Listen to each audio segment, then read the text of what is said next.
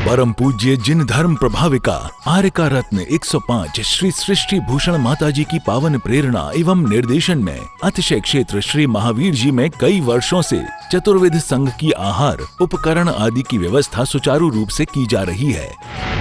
आप भी इस पुण्यवर्धक कार्य में अपने परिवारजनों के जन्मदिन, वैवाहिक वर्षगांठ एवं पुण्यतिथि पर एक दिन की आहार व्यवस्था में अपना सहयोग देकर पुण्य का संचय अवश्य करें। 1,11,000 से अधिक राशि दान देने वाले परिवार का नाम शिलापट पर अंकित किया जाएगा और शिरोमणि संरक्षक कीर्ति स्तंभ बनने वालों का विशेष आरक्षण रहेगा। इस पुण्य के कार्य से शीघ्र जुड़कर अपना जीवन धन्य करें। और हाँ, पूज्य माताजी के मंगल प्रवचन श्रवण कीजिए प्रतिदिन सिर्फ पारस चैनल पर।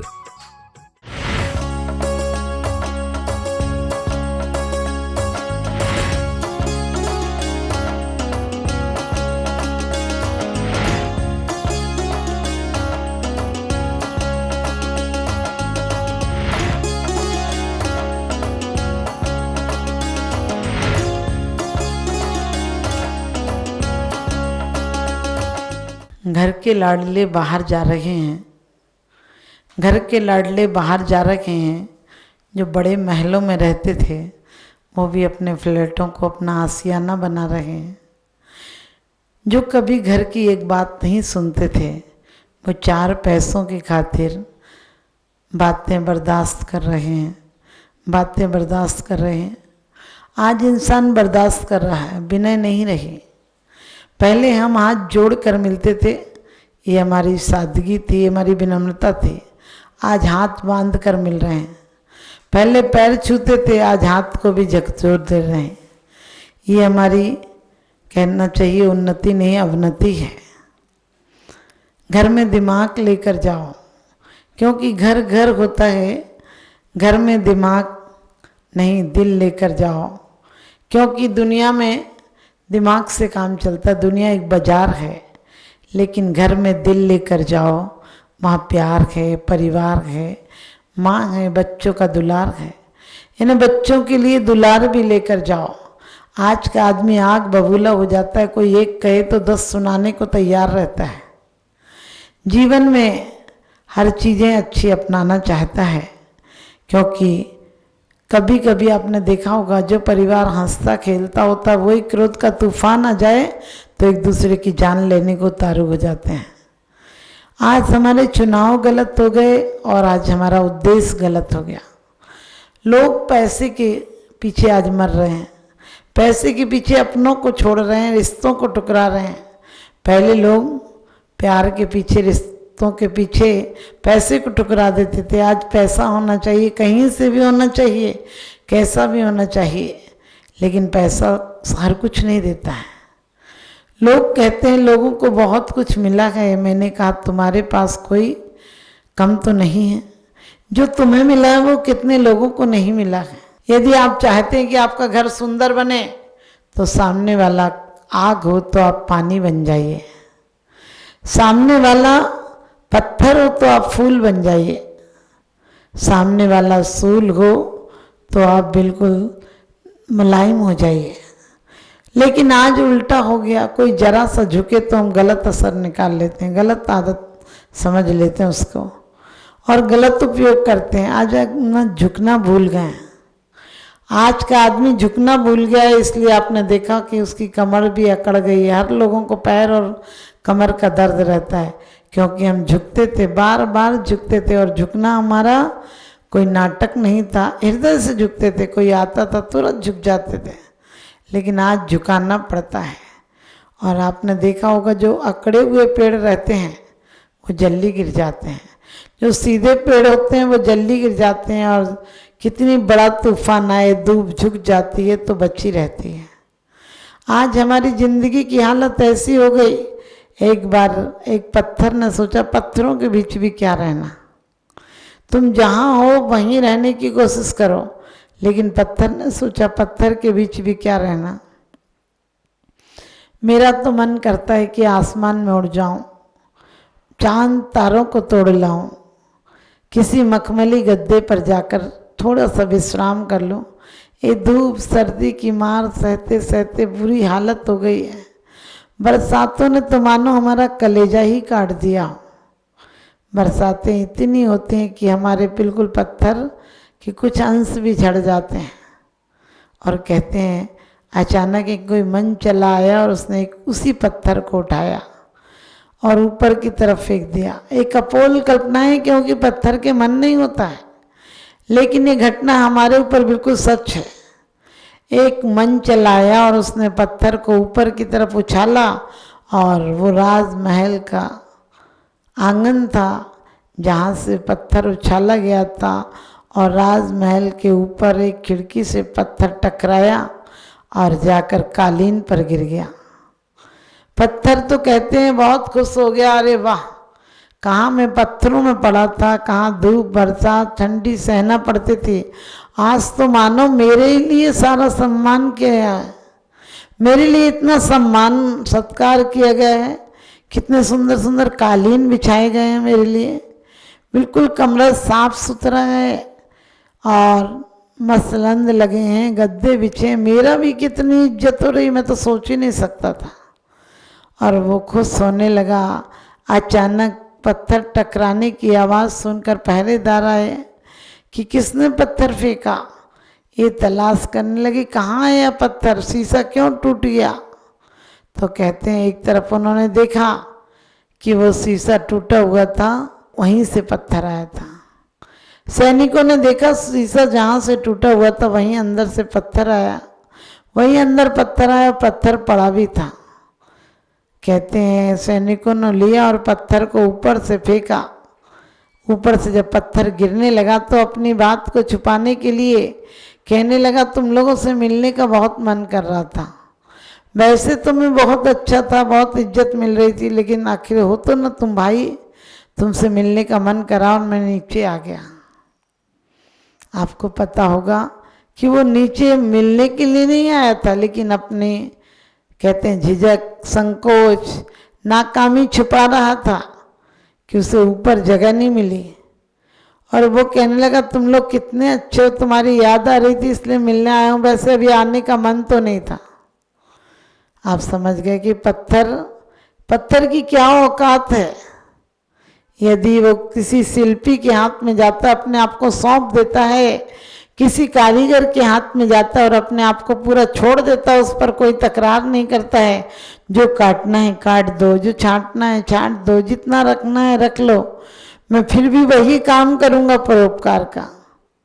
तो आप सबको पता होगा कि वो पत्थर भी एक दिन चक्की बन जाता है, सिलबट्टा बन जाता है, पत्थर कुछ भी बन जाता है, और मंदिर में ज़्यादा से ज़्यादा हो तो परमात्मा की मूर्ति बन जाता है और पूजने लगता है। वो नहीं पूछता, तुम्हारा द्रव्य भी पूजने लगता है, तुम्हारे भाव भी पूजने लगते हैं। लेकिन हम क्या उस पत्थर से गए बीते हैं? पत्थर को ख्याल आ गया कि वो पूछ सकता है, हम नहीं पूछ सकते हैं, क्योंकि दुनिया बड़ी जालिम है, हम पत्थरों से बदतर हो गए हैं। कहते हैं कुछ कहो तो कहने नहीं देती, कुछ कहो तो कहने नहीं देती, सहो तो सहने नहीं देती, कुछ कहो तो कहने नहीं देती, सहो तो सहने नहीं देती। बड़ी जालिम है दुनिया मेरे दोस्त, तमाचा मार तो देती है पर रोने नहीं देती। क्योंकि जब बच्चे छोटे थे तो ये कह के लड़ते थे कि माँ तेरी है, माँ तेरी है। कहते हैं बच्चों का प्यार और दुलार से माँ अपने 4 बच्चों को पाल लेती है, लेकिन एक बच्चा भी माँ को नहीं पाल पाता। चारों उपेक्षा के भाव से देखते हैं माँ क्यों आ गए। आज आपने देखा होगा, भले आपने बहुत तरक्की की है, आपके बच्चों ने बड़ी बड़ी डिग्रियां ली हैं, लेकिन मैं उन डिग्रियों को नहीं मानती हूँ। मैं तो उनको मानती हूँ जिनके बच्चे आज भी अपने बाप के आदेश की प्रतीक्षा करते हैं, माँ के आदेश और उपकारों को याद करके माँ को याद करते हैं। लेकिन आज तक हमारी माताओं बहनों को सम्मान नहीं मिला। आज तक हमारी माताओं को यही कहा गया कि तुम विधवा हो, तुम्हें ऐसे रहना, ऐसे रहना, ऐसे रहना। लेकिन उसको कितना सम्मान देना ये लोगों को नहीं सिखलाया, क्योंकि एकांत तो भगवान बना देता है एक पाषाण को, लेकिन पाषाण में घमंड हो तो पाषाण भी भगवान नहीं बन पाता है। आपने देखी होगी दूसरी बार भी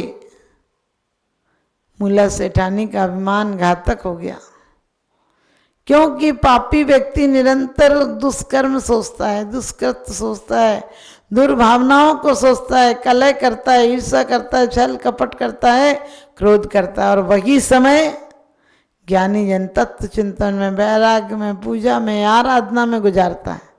आप अपने आप को देखो, आप पापी हो या पुण्यात्मा। पापी वो नहीं जो कि शायद रोज पाप करता है, पापी वो भी है जो इनके में सहयोग देता है। क्योंकि कहते हैं कि हरगिज कदम न रखिए गुनाहों की राह में, तो आज इंसान गुनाहों की राह में कदम रख रहा है। अपने बच्चे को स्वस्थ करने के लिए देसी वातावरण नहीं सिखा रहा है, देसी जीवन का चलन नहीं सिखा रहा है। हम जीवन में कुछ भरना चाहते हैं, पद से हो, प्रतिष्ठा से हो, पैसा से हो, परिवार से हो, कुछ ना कुछ होना चाहिए। लोग कहते हैं कुछ ना हो तो लोग क्या कहेंगे। हमने कि लोगों की तो आदत है, फिर भी कहेंगे। क्यों कहेंगे? क्योंकि उनकी आदत हो गई, वो जो कुछ नुक्स ना निकालें तो उनका पेट नहीं भरता है। और आप अपने जीवन में नुक्स निकालना बंद कर दीजिए। यदि नुक्स निकालना है तो अपने अंदर जो बची हुई कुरीतियाँ हैं, यदि अपने भविष्य को अच्छा बनाना है तो अपने अंदर की कुरीतियों को नष्ट कीजिए। अपने जीवन में अहिंसक चीज़ों का उपयोग कीजिए। अपने जीवन में वाणी की मर्यादा लाइए। पहले माँ जी, बाबू जी, जीजी भाई, जीजी भाई, जीजी भैया, और कहते हैं जीजी भैया, ये सब कहते थे। आज भी अपने जीवन का विकास चाहते हैं तो पहले की तरह हमें मान्यताएं को, पहले की रूढ़ियाँ नहीं थी, हमारे जीवन के सुझाव थे। पहले की तरह हम चाहें कि फिर से हम जीवन में उन्नति करें। फिर से कैसे उन्नति करेंगे? जो हमारे यहाँ की कुछ कुरीतियाँ हैं, क्योंकि कहते हैं टूट जाने दो पुरानी कुरीतियाँ और मान्यताओं को, टूट जाने दो पुरानी कुरीतियाँ और मान्यताओं को। जिस शिला पर हाथ रख दो वो शिला भगवान होगी, जिस शिला पर हाथ रख दो वो शिला भगवान होगी। कि वास्तव में पुरानी रीतियों को लेकर कब तक बैठे रहोगे? माँ मर जाती है तो उसे जला के आते हो ना, रोते भी रहते हो, जलाते भी रहते हो। इसी प्रकार से हमारे जीवन में जो बुराइयां हैं, जो कुरीतियां हैं, उनको बिल्कुल हटाना है। तो रोना नहीं, अपना आशियाना बना है, अपना आशियाना बनाना है। रोना छोड़ दो। मायूस लोगों की जिंदगी में, बुज़दिलों की जिंदगी में कोई कीमत नहीं होती है। आज हर आदमी, छोटे से बच्चे से भी देखो, वो भी कहता मम्मी बात मत करो, मेरा मूड खराब है। हमने कहा अभी तू मूड लायक हुआ ही नहीं, तेरे पास कोई जिम्मेदारी नहीं, अभी से खराब करेगा तो आखिरी दिनों में पागल हो जाएगा। ये दुनिया तो बड़ी बेढंगी, कुछ भी करो तो अच्छे काम को प्रोत्साहन नहीं देती है, हर बुरे काम को प्रोत्साहन देती है। एक घोड़े पर बैठकर 3 लोग जा रहे थे, 2 बेटे थे, एक बाप था। पिताजी ने कहा कि मैं कुछ देख लेता हूँ, तुम लोग अपना काम कर लो। और कहते हैं दूसरे चाचा जी भी थे जो गांव में रहते थे, गरीब थे, वो भी आ गए। आपको पता है हम भेदभाव कर लेते हैं। आज परिवार में बड़ा आदमी आ जाए तो 10 थाली निकल जाती हैं, अपना सगा बाप आ जाए तो एक ही थाली में खाना खिला देते हो। बोले रोज रोज क्या खिलाएंगे? अरे तुम प्रसाद के रूप में खा लो, वो भी तुम्हारे घर में अन्न धन बरकत हो जाएगी। लेकिन आदमी बिल्कुल खाने और खिलाने में सबसे छोटा हो गया। आज घर में थोड़े से लोग हैं, वो भी एक होकर नहीं रह रहे हैं। आज जीवन में बड़ी विसंगतियां आ गई हैं। इसलिए बच्चों को, कभी भी बड़े बच्चों को अपने घरों से सामान ले जाओ, लेकिन ऐसा वैसा खाना मत खिलाओ। माना कि बहुत गरिष्ठ मत खिलाओ, लेकिन कम से कम इतना तो हो कि वो होनहार बच्चे हैं, वो कल का भविष्य हैं। जिन बच्चों को हमारे ग्रुप ने, आज हमारी समाज ने थोड़ा भी प्रोत्साहन दिया है, समझना एक मंदिर से बड़ा निर्माण किया है। क्योंकि मंदिर तो अचेतन तीर्थ हैं और हमारे चेतन तीर्थों की वंदना करना है। और हमें अपनी आने वाली पीढ़ी को हर तरह से सशक्त करना है, मात्र पूजा पाठ से नहीं करना है। राजनीति में रहते हुए मैं ये नहीं कहती हूँ कि कोई मारो किसी को, लेकिन कोई तलवार लेकर आ जाए तो ये जवाब दो कि हम भी कायर नहीं हैं। उठो बंधुओं अब तुम जागो, उठो बंधुओं अब तुम जागो, जैन धर्म अपनाना है, नए विवाद में नहीं उलझना, साथ बात को लाना है। उठो बंधुओं अब तुम जागो, उठो बंधुओं अब तुम जागो, जैन धर्म अपनाना है, वाद विवाद में नहीं उलझना, साथ बात को लाना है। हर विवाद का हल हो सकता है साथ बात के द्वारा। हमारे जीवन में एक नम्रता खत्म हो गई, एक बुद्धिमानी खत्म हो गई और एक विवेक खत्म हो गया। जहाँ तीन चीजें हो वहाँ पत्थर भी मूर्ति बन जाया करती है, फूल भी सिंहासन पर चढ़ जाता है। मुर्दे पर तो दुनिया फूल चढ़ाती है, लेकिन मुर्दे के फूल शुभ नहीं कहे जाते हैं। और संत साधुओं के चरणों में या किसी जगह ऐसी जगह रख दी जाए जहाँ फूल की कीमत होती है तो लोग रात जागरण करते हैं उसके आगे। मैं ये नहीं कहती हूँ आप भी जागरण करने लगो, लेकिन कम से कम देवताओं को देवता तो समझो। जिन देवताओं ने परम विजय हासिल की है, जिन देवताओं ने परम लक्ष्य की तरफ अपने कदम बढ़ाए हैं, उनको भी याद कर लो। हम जैनों की संतानें हैं। आज हमें कोई जय जिनेन्द्र कर दे, जय जैन साहब बोल दे तो खुश होते हैं, और वैसे ही मिल जाए अकेले में तो पहचानते तक नहीं है।